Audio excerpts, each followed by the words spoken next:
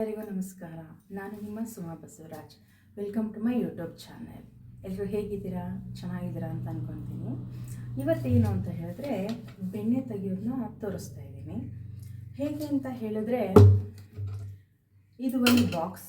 ಈ ಬಾಕ್ಸ್ಗೆ daily 1 litre ನಾವು ಹಾಲು ಇಟ್ಕೊತೀವಿ. ನಾವೇ ಹಾಲು ಕರಿಯೋದ್ರಿಂದ ಪ್ಯೂರ್ ಆಗಿರುತ್ತೆ, ಏನೂ ಮಿಕ್ಸೆಡ್ ಏನೂ ಇರಲ್ಲ. ಡೈಲಿ 1 ಲೀಟ್ರ್ ಹಾಲು ಇಟ್ಕೊತೀನಿ. ಇದ್ರ ತುಂಬ ಆಗುತ್ತೆ, 15 ದಿನಕ್ಕೊಂದ್ಸಾರಿ ಇದ್ರ ತುಂಬ ಆಗುತ್ತೆ. ಇದನ್ನು ಹಾಕ್ಕೊಂಡು ಇದಕ್ಕೆ ಹಾಕ್ಕೊಂಡು ಅದನ್ನು ತೆಗೆದು ಹಾಕ್ಕೊಂಡು ಸ್ವಲ್ಪ ಮೊಸರು ಬೇರಿಸ್ಬಿಟ್ಟು ಒಂದು 2 ಗಂಟೆ ಟೈಮ್ ಹಾಗೆ ಇಡ್ತೀನಿ. ಅದು ಹಾಗೆ ಇಟ್ಮೇಲೆ ಒಂದು ಸ್ವಲ್ಪ ಅದು ಚೆನ್ನಾಗಿ ಮಿಕ್ಸ್ ಆಗುತ್ತೆ, ಬನಿಯಾಗಿ ಬರುತ್ತೆ. ಅದಕ್ಕೋಸ್ಕರ ಆಮೇಲೆ ಇದನ್ನು ಮಿಕ್ಸಿನಲ್ಲಿ ರುಬ್ಕೊಳ್ಳೋದು. ಅದು ಮಿಕ್ಸಿ ಮಾಡಿದಾಗ ಬೆಣ್ಣೆ ಬರುತ್ತೆ. ಹೇಗೆ ಬರುತ್ತೆ ಅಂತ ತೋರಿಸ್ತೀನಿ, ಬನ್ನಿ. ಹಾಯ್ ಫ್ರೆಂಡ್ಸ್, ಬೆಣ್ಣೆ ತೆಗಿಯೋದು ನೋಡೋಣ ಅಲ್ವಾ. ನಾವೇ ಹಾಲು ಕರಿಯೋದ್ರಿಂದ ಡೈಲಿ 1 ಲೀಟ್ರ್ ಹಾಲು ಇಟ್ಕೊತೀವಿ. ಅದನ್ನು ಒಂದು ಬಾಕ್ಸ್ಗೆ ಹಾಲು ಕಾಯಿಸಿದ್ಮೇಲೆ ಕೆನೆನ ತೆಗೆದು ಇಡ್ತೀವಿ. ಅದಕ್ಕೆ ಒಂದು ಸ್ವಲ್ಪ ಮೊಸರನ್ನು ಹಾಕಿ ಎಪ್ಪಾಕ್ತೀವಿ ಅಂತ ಹೇಳ್ತೀವಲ್ಲ, ಆ ಥರ ಹಾಕಿಟ್ಟಿರ್ತೀವಿ. ಅದನ್ನ ಫ್ರಿಜ್ಜಲ್ಲಿ ಇಟ್ಟಿರ್ತೀವಿ. ಅದನ್ನು ನಾವು ಹಾಲು ಕಾಯಿಸ್ದಾಗಲೆಲ್ಲ ಕೆನೆ ತೆಗಿಯಲ್ಲ, ಒಂದು ಸಾರಿ ಅಷ್ಟೇ. ಫಸ್ಟ್ ಕಾಯಿಸ್ತೀವಲ್ಲ ಆವಾಗ ಕೆನೆ ಬರುತ್ತಲ್ವ, ಅದನ್ನು ಮಾತ್ರ ನಾವು ತೆಗಿಯೋದು. ಅದನ್ನು ಆ ಬಾಕ್ಸಲ್ಲಿ ಸ್ಟೋರ್ ಮಾಡಿ ಫ್ರಿಜ್ಜಲ್ಲಿ ಇಟ್ಟಿರ್ತೀವಿ. ಅದು ಒಂದು ಬಾಕ್ಸ್ ಫುಲ್ ಆಗೋ ತನಕ ನಾನು ಬೆಣ್ಣೆ ತೆಗಿಯಲ್ಲ. ಒಂದು ಬಾಕ್ಸ್ ಆದಮೇಲೆ ಏನು ಮಾಡ್ತೀನಿ, ಅದನ್ನು ಒಂದು ಪಾತ್ರೆಗೆ ಎಲ್ಲನ ಹಾಕ್ಕೊಂಡು ಇನ್ನು ಸ್ವಲ್ಪ ಮೊಸರು ಹಾಕಿ ಎಲ್ಲ ಮಿಕ್ಸ್ ಮಾಡಿ 1-2 ಅವರ್ ಹಾಗೆ ಇಡ್ತೀನಿ. ಆಮೇಲೆ ಅದನ್ನು ಮಿಕ್ಸಿನಲ್ಲಿ ರುಬ್ಬಿದ್ರೆ ಚೆನ್ನಾಗಿ ಬರುತ್ತೆ ಅದು ಬನಿಯಾಗಿ. ಅದಕ್ಕೋಸ್ಕರ ಈ ಥರ ಜಾರ್ಗೆ ಒಂದು ಸ್ವಲ್ಪನೇ ಹಾಕೋಬೇಕು. ಹೆಚ್ಚಿಗೆ ಹಾಕ್ಕೊಂಡ್ರೆ ಅದು ಬೆಣ್ಣೆ ಬೇಗ ಬರಲ್ಲ, ತುಂಬ ಲೇಟ್ ಆಗುತ್ತೆ. ಆಮೇಲೆ ಅದು ಸುಮ್ಮನೆ ಅಲ್ಲೇ ಪೇಸ್ಟ್ ಥರ ಆಗ್ತಾ ಇರುತ್ತೆ. ಹಾಗಾಗಿ ಒಂದು ಸ್ವಲ್ಪನೇ ಕೆನೆ ಹಾಕ್ಕೊಂಡು ನೀರು ಹಾಕ್ಕೊಂಡು ಮಿಕ್ಸಿ ಮಾಡ್ಕೊಬೇಕು. ಅದು ಮಾಡಿಕೊಂಡ್ರೆ ನೋಡಿ ಈ ಥರ ಬರುತ್ತೆ. ಎಷ್ಟು ಚೆನ್ನಾಗಿರುತ್ತೆ ಅಂದರೆ ತುಂಬ ಚೆನ್ನಾಗಿ ಬರುತ್ತೆ ಬೆಣ್ಣೆ. ಒಟ್ಟಿನಲ್ಲಿ ಮೊಸರಿಗಿಂತನೂ ಕೆನೆನಲ್ಲಿ ತುಂಬ ಚೆನ್ನಾಗಿ ಬರುತ್ತೆ. ನನ್ನ ಮದುವೆ ಆಗಿ 13 ವರ್ಷ ಆಗ್ತಾಯಿದೆ ಏನೋ 13 ವರ್ಷ ಆಯಿತು. ಆವಾಗಿನಿಂದನೂ ಅಷ್ಟೇ ನಮ್ಮ ಮನೇಲಿ ಹಸು ಇದ್ದ ಹಾಗೆ ಇದೆ. ಒಂದಾದಮೇಲೆ ಒಂದು ಕರು ಇರುತ್ತೆ ನಮಗೆ. ಹಸುಗೆ ಹಾಲು ಕರಿತಾನೆ ಇರುತ್ತೆ. ಅಪರೂಪ 2 ಸಾರಿ ಏನೋ ಆಗಿದೆ ಅಷ್ಟೇ.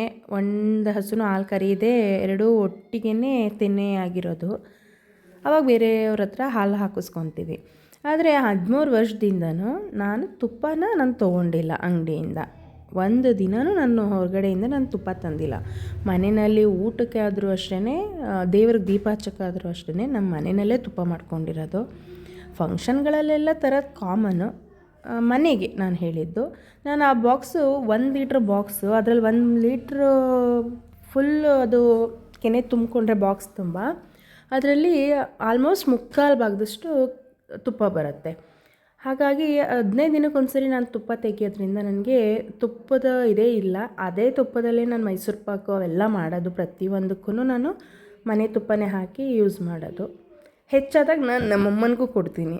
ನಮ್ಮಮ್ಮನ ಮನೇಲಿ ಹಸು ಇಲ್ವಲ್ಲ, ಹಾಗಾಗಿ ನನಗೆ ಹೆಚ್ಚಾದಾಗ ನಮ್ಮಮ್ಮನಿಗೆ ಕೊಡ್ತೀನಿ. ನಾನು ಕೆನೆನೇ ಕೊಟ್ಬಿಟ್ರೆ ಅಮ್ಮನೇ ಬೆಣ್ಣೆ ಎಲ್ಲ ತೊಗೊಂಡು ತುಪ್ಪ ಮಾಡ್ಕೊತಾರೆ. ಅಮ್ಮ ಮನೆಗೆ ಬಂದಾಗಲೂ ಅಷ್ಟೇ, ನಾನು ಕೆನೆ ಇಟ್ಟಿರ್ತೀನಲ್ವ, ನಂಗೆ ಟೈಮ್ ಇರೋಲ್ಲ ಅಂದ್ಬಿಟ್ಟು ಅಮ್ಮನೇ ಬೆಣ್ಣೆ ಮಾಡಿ ತುಪ್ಪ ಕಾಯಿಸಿಟ್ಬಿಟ್ಟು ಹೋಗ್ತಾರೆ. ಹಾಗಾಗಿ ನೋಡಿ ಎಲ್ಲ ಆಯಿತು, ರುಬ್ಬಿದ್ದೆಲ್ಲ ಆಯಿತು. ಇವಾಗ ಅದಕ್ಕೆ ಸ್ವಲ್ಪ ನೀರು ಹಾಕ್ಕೊಂಡು ಎಲ್ಲ ನೀಟಾಗಿ ಅದನ್ನು ಕಲಿಸ್ಬೇಕು, ತೊಳಿಬೇಕು. ಅಂದರೆ ತೊಳಿಲಿಲ್ಲ ಥರ ಕಲಿಸ್ಲಿಲ್ಲ ಅಂತ ಹೇಳಿದ್ರೆ ಅದು ಗಬ್ ಸ್ಮೆಲ್ ಬರುತ್ತೆ. ನೀಟಾಗಿ ತೊಳಿಲಿಲ್ಲ ಕೆನೆನ ಅದನ್ನ ಬೆಣ್ಣೆನ ಅಂದರೆ ಒಂಥರ ಸ್ಮೆಲ್ ಬರುತ್ತೆ, ಹಾಲು ಸ್ಮೆಲ್ಲು ಆ ಥರ ಬರುತ್ತೆ. ತುಪ್ಪ ಗಮ್ ಅಂತ ಬರಲ್ಲ. ಅದಕ್ಕೆ ಅದನ್ನು ನೀಟಾಗಿ ಎಲ್ಲನೂ ನೀರಿನಲ್ಲಿ ಹಿಂಗೆ ಅಂದ್ಕೊಂಡು ಇದು ಮಾಡಬೇಕು. ಆಮೇಲೆ ಆ ನೀರನ್ನ ಚೆಲ್ಬಿಟ್ಟು ಆಮೇಲೆ ಮತ್ತೆ ಹೊಸ ನೀರು ಹಾಕ್ಕೊಂಡು ಮತ್ತೆ ಬೆಣ್ಣೆನ ತೊಳಿಬೇಕು. ಆ ನೀರನ್ನ ಆಚೆಗೆ ಚೆಲ್ಲಬೇಡಿ. ಕರಿಬೇವಿನ ಗಿಡ ಅಥವಾ ಯಾವುದೇ ಗಿಡಕ್ಕೆ ಹಾಕಿದ್ರೂ ತುಂಬ ಚೆನ್ನಾಗಿರುತ್ತೆ. ಅದರಲ್ಲೂ ಎಸ್ಪೆಷಲಿ ಕರಿಬೇವಿನ ಗಿಡಕ್ಕೆ ಹಾಕಿದ್ರೆ ಅದು ಸೊಪ್ಪು ಗಮ್ ಅಂತ ಚೆನ್ನಾಗಿ ಸ್ಮೆಲ್ ಬರುತ್ತೆ ಅಂತ ಕರಿಬೇವಿನ ಗಿಡಕ್ಕೆ ಹಾಕ್ತಾರೆ. ನಾನು ಅಷ್ಟೇ ಕರಿಬೇವಿನ ಗಿಡಕ್ಕೆ ತೊಗೊಂಡೋಗಿ ಹಾಕ್ಬಿಟ್ಟು ಬಂದೆ. ಮತ್ತು ಇದು ಇನ್ನೊಂದು ಹೊಸ ನೀರು ಹಾಕ್ಕೊಂಡು ಮತ್ತೆ ತೊಳಿತಾ ಇದ್ದೀವಿ. ಈ ಬೆಣ್ಣೆ ಹೇಗೆ ಅಂತ ಹೇಳಿದ್ರೆ, ನಾವು ಬಿಸಿಲಿತ್ತು, ನಾನು ಇದನ್ನು ತೆಗಿವಾಗ ಸಖತ್ ಬಿಸಿಲು. ಆಮೇಲೆ ನಮ್ಮದು ಬಾಡಿದು ಟೆಂಪ್ರೇಚರ್ಗೂ ಕೂಡ ಬೆಣ್ಣೆನ ಮುಟ್ಟಿದಷ್ಟು ಕರಗ್ತಾ ಇತ್ತು. ಗಟ್ಟಿ ಇದ್ದಿದ್ದು ನೋಡಿ ಎಷ್ಟು ತೆಳ್ಳೆ ಆಗ್ತಾಯಿದೆ. ನಾನು ಅದನ್ನ ಹಿಂಗೆ ತೊಳಿತಾ ತೆಳ್ಳೆ ಆಗ್ತಾಯಿದೆ ಬೆಣ್ಣೆ.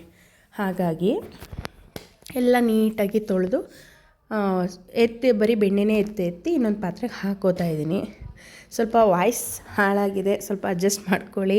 ಸ್ವಲ್ಪ ನೆಗಡಿ ತಲೆನೋವು ಎಲ್ಲ ಆಗಿ ಜ್ವರ ಬಂದಿತ್ತು, ಹಾಗಾಗಿ ಸ್ವಲ್ಪ ವಾಯ್ಸು ಚೇಂಜ್ ಆಗಿದೆ. ಈ ಥರ ಎಲ್ಲ ನೀಟಾಗಿ ತೊಳ್ಕೊಂಡು ನೀರು ಇಲ್ಲದಿರೋ ಥರ ಎಲ್ಲನೂ ಸೋರಿಸ್ಕೊಳ್ಬೇಕು. ಬೆಣ್ಣೆನ ಆ ಥರ ತೊಳೆದಿರೋದಕ್ಕೆ ಯಾರೂ ಅಪಾರ್ಥ ಮಾಡ್ಕೊಬೇಡಿ. ಆ ಥರ ತೊಳಿಲಿಲ್ಲ ಅಂದರೆ ಬೆಣ್ಣೆ ಗಬ್ಬು ಬರುತ್ತೆ, ತುಪ್ಪ ಗಬ್ಬಾಗುತ್ತೆ, ಸ್ಮೆಲ್ ಬರಲ್ಲ, ಗಮ್ಮನಲ್ಲ. ಅದಕ್ಕೋಸ್ಕರ ಎಲ್ಲ ನೀಟಾಗಿ ನಾವು ಈ ಥರ ತೊಳಿತಾ ಇದ್ದೀವಿ. ಬಾಡಿ ಟೆಂಪ್ರೇಚರ್ಗೆ ಅದು ಬೆಣ್ಣೆ ಆ ಥರ ತೆಳ್ಳಗಾಗ್ಬಿಟ್ಟಿದೆ, ಇಲ್ಲಾಂದರೆ ಎಷ್ಟು ಗಟ್ಟಿ ಬರುತ್ತೆ ಅಂತ. ಆಮೇಲೆ ಇವಾಗ ನನಗೂ ಸ್ವಲ್ಪ ಹುಷಾರಿರ್ಲಿಲ್ವಲ್ಲ, ನನ್ನ ಬಾಡಿ ಟೆಂಪ್ರೇಚರು ಸ್ವಲ್ಪ ಜಾಸ್ತಿನೇ ಇದೆ, ಹಾಗಾಗಿ ಎಲ್ಲ ಆಯಿತು.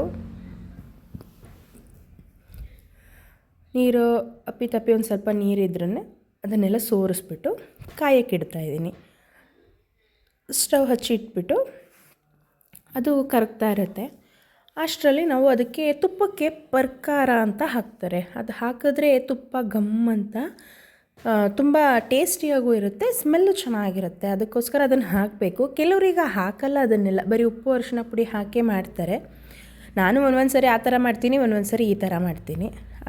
ಒಂದು ಚಿಕ್ಕದು ಬಾಣಲಿ ಇಟ್ಕೊಂಡು ಅದನ್ನ ಫ್ರೈ ಮಾಡ್ಕೊಳ್ಳೋಕ್ಕೆ ಒಂದು ಅರ್ಧ ಸ್ಪೂನಷ್ಟು ಮೆಂತ್ಯ ಹಾಕ್ಕೊಬೇಕು. ಆಮೇಲೆ ಇನ್ನೊಂದು ಅರ್ಧ ಸ್ಪೂನಷ್ಟು ಸಾಸಿವೆ ಹಾಕ್ಕೋಬೇಕು. ಒಂದು 5-6 ಮೆಣಸು, ಕಾಳು ಮೆಣಸು ಬರುತ್ತಲ್ಲ, ಕಪ್ಪು ಮೆಣಸು, ಆ ಮೆಣಸನ್ನು ಒಂದು 5-6 ಹಾಕ್ಕೊಂಡು ಮೂರನ್ನು ಫ್ರೈ ಮಾಡ್ಕೊಬೇಕು. ಕಡಿಮೆ ಉರಿನಲ್ಲಿ ಫ್ರೈ ಮಾಡಬೇಕು. ಇನ್ನು ಬೇರೆ ಏನೂ ಹಾಕಲ್ಲ, ಬೇರೆ ನಾವು ಹಾಕಲ್ಲ, ಬೇರೆಯವ್ರು ಏನು ಹಾಕ್ತಾರೋ ಗೊತ್ತಿಲ್ಲ. ಒಟ್ಟಿನಲ್ಲಿ ನಾವು ಇದು ಮೂರೇ ಹಾಕೋದು. ಇದು ಮೂರನ್ನು ಕಡಿಮೆ ಉರಿನಲ್ಲಿ ಫ್ರೈ ಮಾಡ್ಕೊತಾ ಇದ್ದೀನಿ. ಎಷ್ಟು ಅಂತ ಹೇಳಿದ್ರೆ ಗೊತ್ತಾಗುತ್ತೆ ನಮಗೇನೆ ಅಲ್ಲಿ ಫ್ರೈ ಮಾಡುವಾಗ. ಅದೆಲ್ಲ ಚಟಪಟ ಅಂತ ಸಿಡಿಯುತ್ತೆ, ಸೌಂಡ್ ಬರುತ್ತೆ ಸಾಸಿವೆದು. ಆಮೇಲೆ ಮೆಂತ್ಯ ಎಲ್ಲ ಗಮ್ ಅಂತ ಸ್ಮೆಲ್ ಬರುತ್ತೆ, ಆವಾಗ ಅದಾಗಿದೆ ಅಂತ.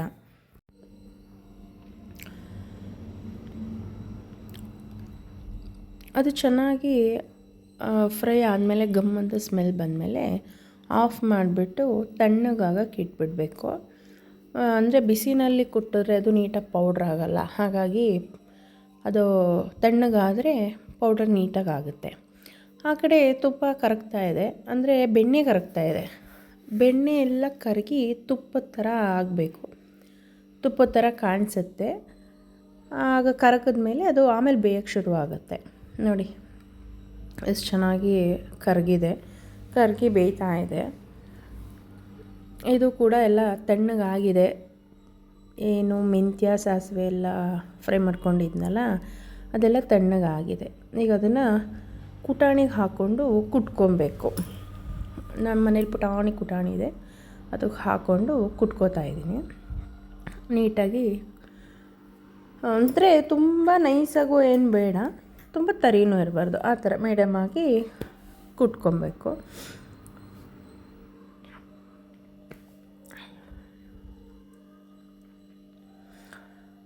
ಆಮೇಲೆ ತುಪ್ಪ ಬೇಯ್ತಾ ಇದೆಯಲ್ಲ, ಅದಕ್ಕೆ 2 ವೀಳ್ಯದೆಲೆನ ಮಧ್ಯದಲ್ಲಿ ಒಂದು ಸ್ವಲ್ಪ ಕಣ್ಣು ಅಂತಾರಲ್ಲ ಆ ಥರ ಮಾಡಿ ಹಾಕಬೇಕು. ಸ್ವಲ್ಪ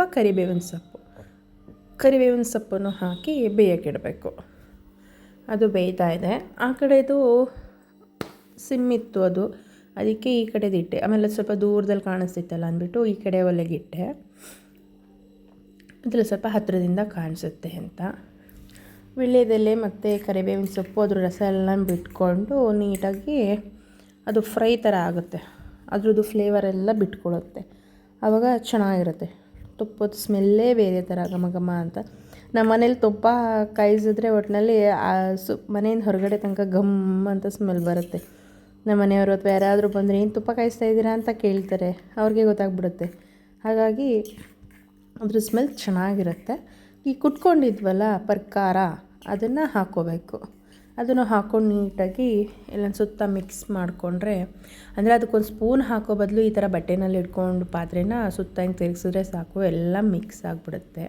ಆ ಸ್ಪೂನ್ ಬೇರೆ ಮಾಡಿ ಅದು ಬೇರೆ ಇದು ಮಾಡೋಷ್ಟರಲ್ಲಿ ಈಗ ಚೆನ್ನಾಗಿ ಬೆಂದಿದೆ. ಅದು ಪರ್ಕಾರ ಎಲ್ಲ ಹಾಕಿದ್ಮೇಲೆ ಈಗ ಅದಕ್ಕೆ ಒಂದು ಸ್ವಲ್ಪ ರುಚಿ ಹಾಕೋಬೇಕು.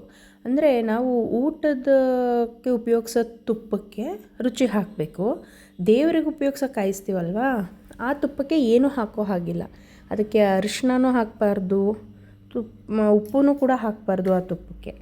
ಈ ನಮ್ಮ ಊಟಕ್ಕೆ ನಾವು ಬಳಸೋದಕ್ಕೆ ಒಂದು ಸ್ವಲ್ಪ ಸಾಲ್ಟ್ ಹಾಕ್ಕೊಂಡು ಒಂದು ಸ್ವಲ್ಪ ಅರಿಶಿನ ಪುಡಿ, ಅಂದರೆ ಕಲರ್ಗೋಸ್ಕರ. ನನಗೆ ಅಷ್ಟು ವೈಟ್ ಕಲರ್ ಅಷ್ಟು ಇಷ್ಟ ಆಗೋಲ್ಲ, ಹಾಗಾಗಿ ನನಗೆ ಯೆಲ್ಲೋ ಕಲರೇ ಇಷ್ಟ. ಹಾಗಾಗಿ ಸ್ವಲ್ಪ ಅರಿಶಿನ ಪುಡಿ ಹಾಕ್ಕೊತೀವಿ. ಎಲ್ಲನೂ ಹಾಕಿಬಿಟ್ಟು ಮತ್ತೆ ಎಲ್ಲನೂ ಮಿಕ್ಸ್ ಮಾಡ್ಕೊಬೇಕು. ಎಲ್ಲ ಮಿಕ್ಸ್ ಮಾಡಿಕೊಂಡ್ರೆ ಒಂದು 5 ನಿಮಿಷ ತುಪ್ಪ ರೆಡಿ ಆಗಿಬಿಡುತ್ತೆ. ಎಲ್ಲ ತಿಳಿದ್ಕೊಂಡ್ಬಿಡುತ್ತೆ. ಈ ಬೆಣ್ಣೆನಲ್ಲಿರುತ್ತಲ್ವ ಕೆನೆ ಅಂಶ, ಅದೆಲ್ಲ ಕೆಳಗಡೆ ಹೋಗಿ ಕೂತ್ಬಿಟ್ಟಿರುತ್ತೆ.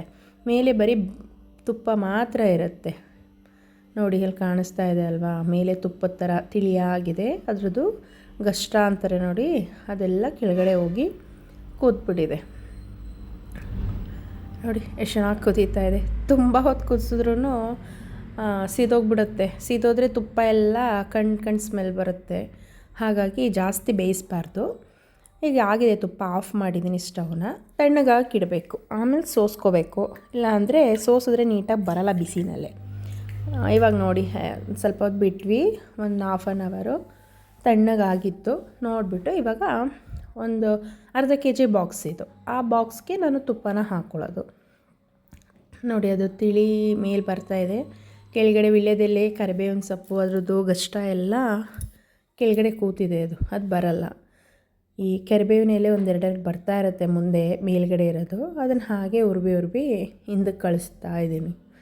ಹಾಗಾಗಿ ಮೇಲೇ ಅದನ್ನ ಸೋಸ್ಕೊಬೇಕು. ನೋಡಿ ಎಷ್ಟು ಚೆನ್ನಾಗಿ ಬರ್ತಾಯಿದೆ. ಇದು ಅರ್ಧ kg ಬಾಕ್ಸ್ನಲ್ಲಿ ಒಂದು ಮುಕ್ಕಾಲಿಂದನೂ ಸ್ವಲ್ಪ ಜಾಸ್ತಿನೇ ಇರುತ್ತೆ. ಯಾಕೆ ಅಂತ ಹೇಳಿದ್ರೆ ಸ್ವಲ್ಪ ಬೆಣ್ಣೆ ಎತ್ತಿಟ್ಕೊಂಡಿದ್ದೀನಿ ನಮ್ಮ ಮನೆಯವ್ರಿಗೆ ಮತ್ತು ನನ್ನ ಮಗನಿಗೆ ಬ್ರೆಡ್ಗೆಲ್ಲ ಹಾಕ್ಕೊಡೋಕ್ಕೆ, ಆಮೇಲೆ ದೋಸೆ, ಇಡ್ಲಿ, ರೊಟ್ಟಿಗೆಲ್ಲದಕ್ಕೂ ಸ್ವಲ್ಪ ಬೆಣ್ಣೆ ಹಾಕ್ಕೊಡ್ತೀನಿ. ಅದಕ್ಕೋಸ್ಕರ ಸ್ವಲ್ಪ ಬೆಣ್ಣೆ ಎತ್ತಿಟ್ಕೊಂಡಿದ್ದೀನಿ.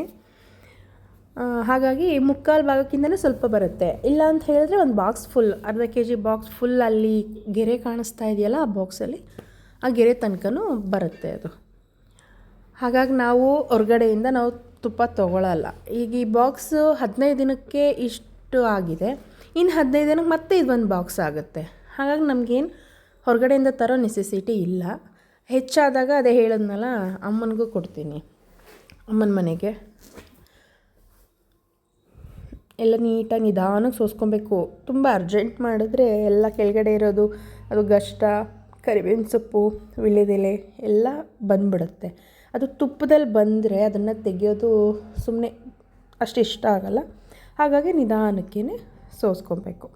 ನೋಡಿ ಎಷ್ಟು ನಿಧಾನಕ್ಕೆ ಸೋಸ್ಕೊಂಡು ಎಷ್ಟು ಬಂದಿದೆ. ಆ ಬೆಣ್ಣೆ ಎತ್ತಿಟ್ಕೊಳ್ಳಿಲ್ಲ ಅಂದಿದ್ರೆ ಆ ಗೆರೆ ತನಕ ಬರ್ತಿತ್ತು.